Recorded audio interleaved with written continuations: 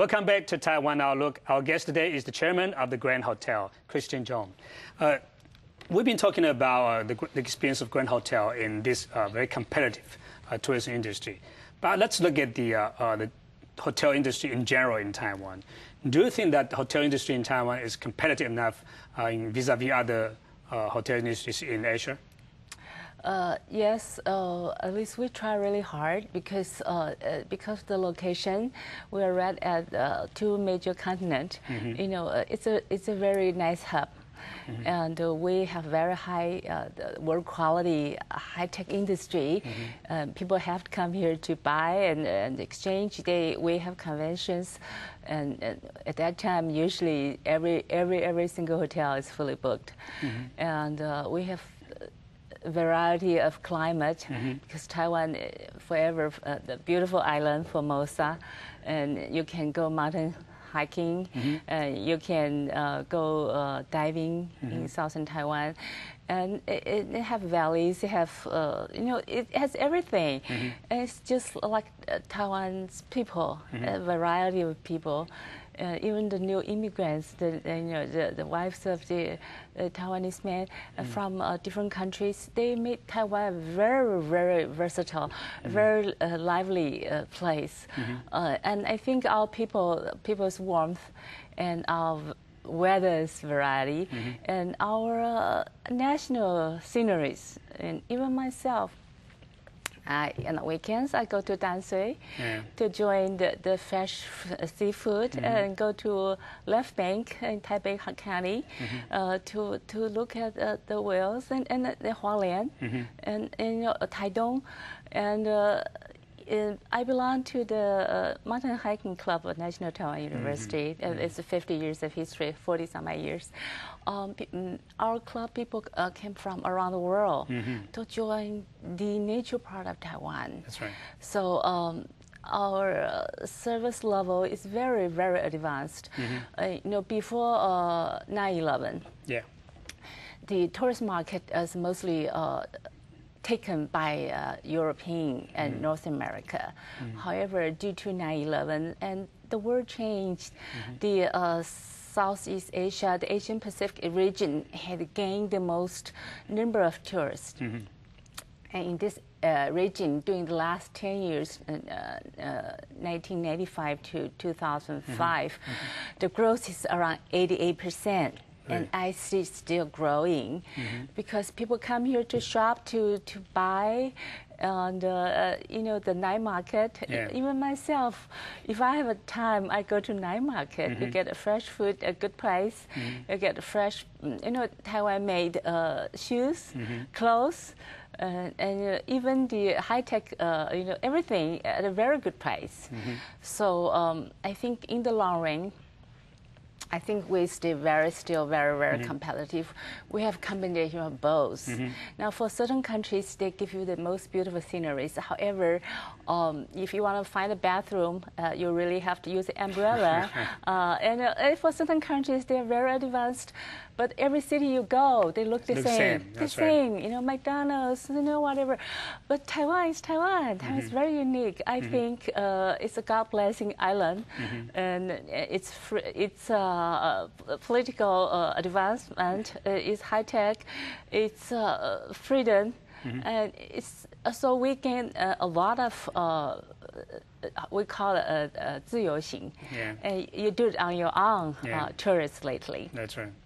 The younger people from Japan, from region, from US, they come here, they do everything. They can do it because the high-speed rail and the mass transit is very convenient. It's safe. It's safe and convenient, and the price is so good comparatively. But apparently there are competition among different hotels, but there are also cooperations among hotels in attracting foreign tourists to come to Taiwan. So what kind of cooperation you have with other hotels in trying to promote the tourism industry in Taiwan? Actually, we belong, it used to be a Taipei hotels organization.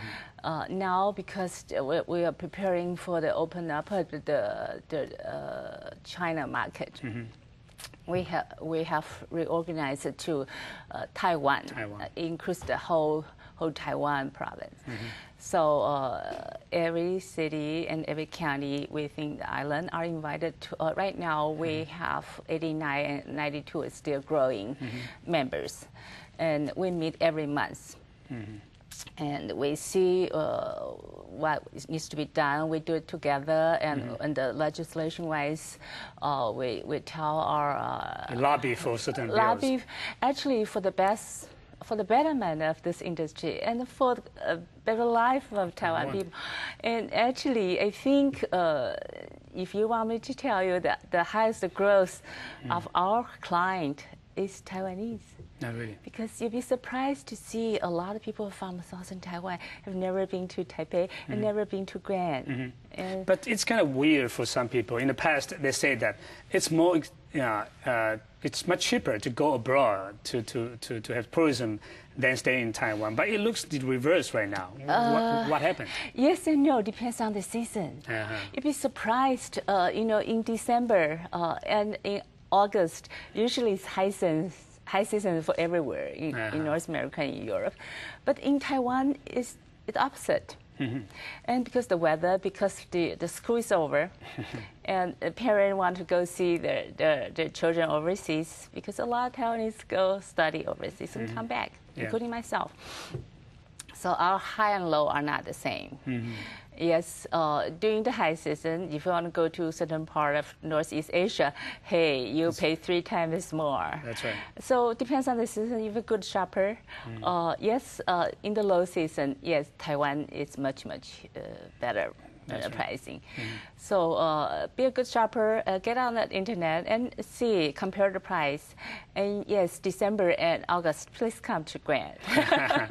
You mentioned earlier that Taiwan has been thinking about opening up to the Chinese tourists coming to Taiwan. Will that be your important source for guests in the future?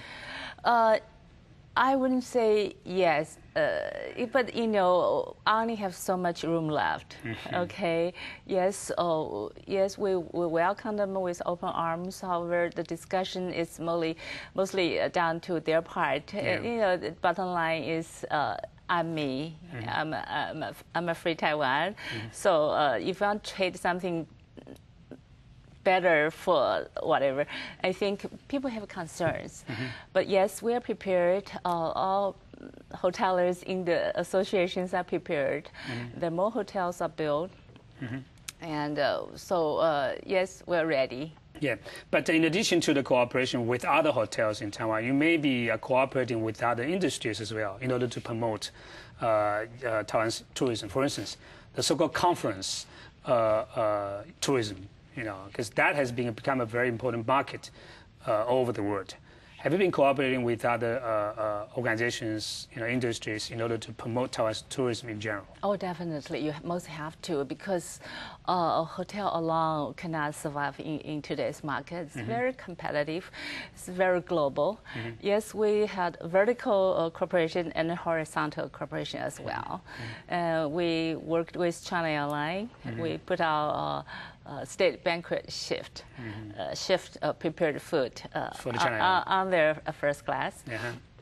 Hey, we work with Yangming Marine Ship, and in their museum in Keelung, and we opened up a restaurant there, and selling Taiwan's snacks and seafood.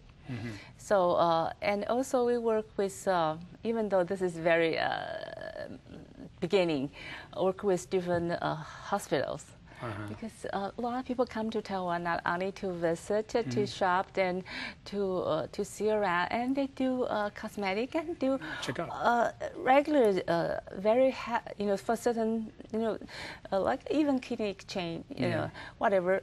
They come to visit and they do this, and they thought Taiwan's medical industry is very advanced. And we work with different institutions, and so we call them on the line, not on different business line. I see. And selling. So medical tourism could be one of the areas that Taiwan can further develop. Yes, definitely. However, our resource, our new information says, okay, now Taiwan has our own medical resource for our people. Why would we want people from different countries to share our resources? And I say no, because they're paying a market price. That's right. Yeah, and they're not taking your resource. It's not mutually exclusive. Yeah. And yes, there's potential market for a lot of, not just medical, but for a lot of different fields as well. Yeah. In terms of competition from other countries or other areas such as Hong Kong or even Shanghai, Seoul, and so on, do you think that our hotel industry is mature and advanced enough in competing with other cities in the region? I don't think you can compare them at the same basis. Now, because we had done very intensive, say, electronic exhibitions, for certain countries, they would do it a few days before we do. And now I think it's more political than actual. And however, whatever is good wins in the long run. And the vote is within people's heart. The good quality, the real buy and what you want is in customers' mind.